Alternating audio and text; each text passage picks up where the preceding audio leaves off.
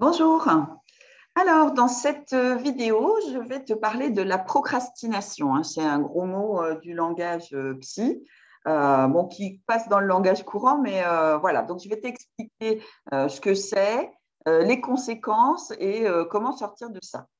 Le fait d'être débordé vient parfois, pour certaines femmes, hein, du fait de procrastiner. Donc, procrastiner, c'est quoi?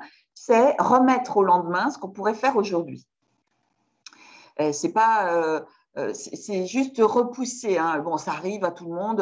Voilà, si j'ai pas le temps, ben, je le mets demain. Mais là, c'est plus une technique d'évitement, en fait, hein, où on dit oh, ben non, je ferai ça demain, je ferai ça un autre jour. Voilà, et on repousse au lendemain, et c'est toujours au lendemain. Et il y a des choses importantes qui ont besoin d'être faites, mais personne ne repousse. Donc, c'est une stratégie, hein, en fait, pour éviter du déplaisir. Euh, donc, la procrastination, hein, pourquoi les personnes elles procrastinent, hein, c'est parce qu'il y a des peurs. Il y a principalement deux peurs. La première, c'est la peur de ne pas y arriver, hein. Vous avez une tâche à faire et ça vous fait peur parce que vous dites ah, je ne vais pas y arriver, machin, c'est pas pour moi, j'aime pas ça. Voilà. Mais pourquoi vous n'aimez pas ça? Parce qu'il y a une peur derrière.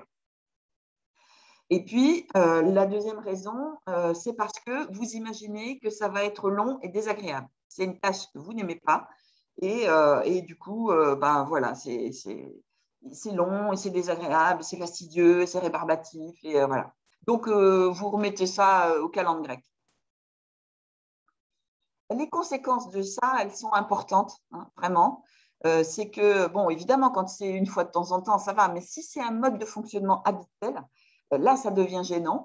Parce qu'en fait, le fait de procrastiner, il y a une charge mentale supplémentaire. C'est-à-dire que toutes les choses que vous ne faites pas et que vous vous dites que vous allez refaire plus tard, elles restent là. Et vous vous dites, ah ouais, ah oui, c'est vrai, il faut que je fasse ça aussi, bon, je verrai ça plus tard. À chaque fois, ça revient. Et c'est pas fait, votre esprit, il vous le ramène. Ce qui fait que ça accentue cette charge mentale. Et puis, ça accentue aussi le fait de ne pas avoir envie de faire ça. Donc, ça, c'est la première conséquence. La deuxième conséquence, évidemment, c'est une inefficacité. Tout ce que vous remettez au lendemain, évidemment, ce n'est pas fait. Donc, si ce n'est pas fait, ben, vous n'êtes pas efficace à ce moment-là. Donc, ça accentue le problème, le fait d'être débordé. Parce que ça vous crée une charge mentale supplémentaire. Et ce que vous avez à faire s'accumule. Et donc, et du coup, au bout d'un moment, il y a tellement de choses que vous n'avez pas faites que du coup, vous n'avez plus envie de rien faire. Ça, c'est vraiment un mode de fonctionnement.